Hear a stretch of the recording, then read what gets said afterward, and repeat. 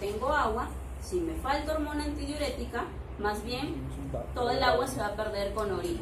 Entonces, la falta de hormona antidiurética es una patología que se llama diabetes insípida. La diabetes insípida, hay dos tipos de diabetes. La diabetes insípida central, que es cuando no se produce hormona antidiurética, o sea, ha fallado el hipotálamo, es hipotálamo neurihipófisis y me falta ADH. O puede ser por nefrogénica. ¿Qué quiere decir? Que sí tengo ADH, pero lo que falla son los receptores en el riñón que se encargan de que se una el ADH y haga su efecto. Ya sea porque me falta ADH o ya sea porque el riñón está fallando y no está reconociendo el ADH, eso produce un déficit de agua y ese déficit de agua se muestra como un exceso de sodio. Lo otro es un exceso de cloruro de sodio. ¿Y por qué puede haber un exceso de cloruro de sodio? Y aquí va lo opuesto a lo que teníamos allá, el exceso de aldosterona. En la enfermedad de Addison nos faltaba aldosterona. Acá no. Cuando yo tengo un exceso de aldosterona, la aldosterona se encarga de retener demasiado sodio en proporción al agua y eso produce también hipernatremia. Entonces, si bien la hipernatremia no es tan frecuente como la hiponatremia y tampoco produce manifestaciones tan graves como la hiponatremia, igual debe corregirse. Igual debe corregirse porque se dice que también produce ciertos grados de lesiones, sobre todo a nivel de las neuronas, pero no es un manejo tan rápido como el de la hiponatremia. Como ven acá, entonces ustedes van a tener diferentes tipos de hiponatremia e hipernatremia y tienen primero que ustedes identificar por qué es la causa. Si es porque me falta agua, porque me sobra sodio o me falta sodio. Obviamente, si tengo un paciente que tiene una hiponatremia por deshidratación, lo primero va a ser reponerle volumen.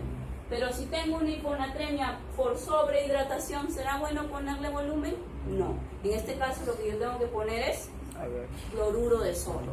Entonces, por eso es que ustedes tienen que identificar antes de tratar al paciente la causa de la hiponatremia. ¿Dónde se está perdiendo? ¿Qué se está perdiendo? ¿Agua? ¿Estoy ganando agua? ¿Estoy ganando sodio o estoy perdiendo sodio? Primero tienen que identificar la causa. Ahora, otro concepto muy relacionado al riñón y que es una manifestación frecuente de las alteraciones renales es el edema. ¿Qué es el edema? El exceso de líquido en los compartimientos. Obviamente el edema clínico obedece al exceso de líquido ¿dónde? Así como lo ven ahí ustedes en este paciente, con un pie más hinchado que el otro. En el intersticio, es el exceso principalmente de líquido en el intersticio. Obviamente que al aumentar el líquido en el intersticio es un reflejo de que también ha aumentado el líquido en el intracelular. Pero principalmente la mayor parte de conceptos se refieren al aumento del líquido en el intersticio. Ahora, hay determinantes del movimiento del líquido hacia el espacio intersticial. Y eso ustedes también ya lo hemos visto un poco en carne. A ver, el edema puede ser de dos tipos, intracelular o extracelular. Intracelular puede ser, por ejemplo, por la hiponatremia que ya hemos estudiado, puede ser porque faltan los sistemas metabólicos de los tejidos y al faltar los sistemas metabólicos de los tejidos empieza un aumento de agua o falta de nutrición celular adecuada. Eso en el interior de la célula. En el exterior de la célula, usualmente la principal causa es que la membrana capilar empieza a dejar pasar el líquido con mayor velocidad. Eso se llama fuga normal del líquido del plasma hacia el espacio intersticial. O la otra causa es que los linfáticos que se encargan de recoger el exceso de líquido y sobre todo las proteínas del espacio intersticial fallen. Entonces, dos posibilidades. O falla el capilar o falla los linfáticos. Y otra vez vamos a encontrarnos con esta fórmula, que también la vimos en carne, donde la filtración está determinada por la presión del capilar, la presión del líquido intersticial y las presiones coloidosmóticas, tanto en el capilar como en el intersticio. Cualquier modificación en uno de estos parámetros va a generar movimiento a favor o en contra del agua desde el plasma hacia el intersticio. Entonces, ¿cuáles son las causas de edema? En general es por aumento de la filtración capilar, que puede ser porque aumenta la presión dentro del capilar, porque se altera el coeficiente de filtración, hay algunas sustancias que hacen más permeable el capilar, ahora vamos a ver cuáles, o porque se reduce la presión coloidosmótica del plasma y eso permite que fugue el agua. Entonces, dentro de las causas de edema, ustedes van a revisar cuáles son las causas relacionadas al aumento de la presión capilar. Dentro de esto vamos a ver nosotros ya más detalle cómo interviene el riñón a través de la retención de sal y agua en el proceso del edema, ¿ya? Estas de acá ya las hemos visto cuando vimos cardio, este grupo de causas. ¿Qué otras causas tenemos en las causas de edema? Todas las relacionadas con la presión coloidosmótica del plasma. Aquellas enfermedades que alteran las concentraciones de proteínas, como por ejemplo el síndrome nefrótico, donde se pierde una cantidad exagerada de proteínas con orina, las quemaduras extensas, donde las proteínas juegan con el agua a través de la pérdida de la piel, y cuando hay alguna alteración que impide la síntesis de proteínas, sobre todo a nivel hepático, por ejemplo la cirrosis. ¿Qué otro grupo de causas de edema tenemos? El aumento de la permeabilidad capilar. Es decir, este capilar ahora se hace muy permeable y el agua empieza a pasar con facilidad. La mayor causa de esto son alteraciones relacionadas al sistema inmune.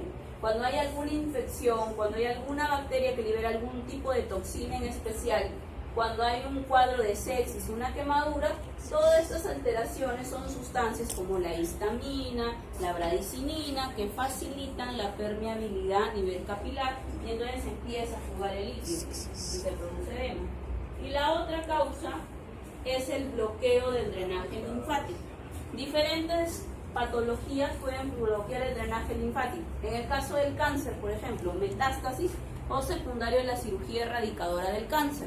Las mastectomías, se sacan la mama, pero junto con la mama se tienen que sacar los ganglios y los vasos linfáticos para impedir la metástasis. Y eso produce edema de todo el miembro relacionado a la zona de mastectomía. Infecciones, las filarias, la elefantiasis. Ustedes van a ver, ahorita les voy a mostrar una foto. En algunas partes del África existe un gusanito que es en realidad un parásito, que es la filaria, que se mete por las extremidades y bloquea los linfáticos. Y entonces la extremidad empieza a edematizarse y se empieza el edema leve hasta que se hace crónico y no hay cura, ¿ya?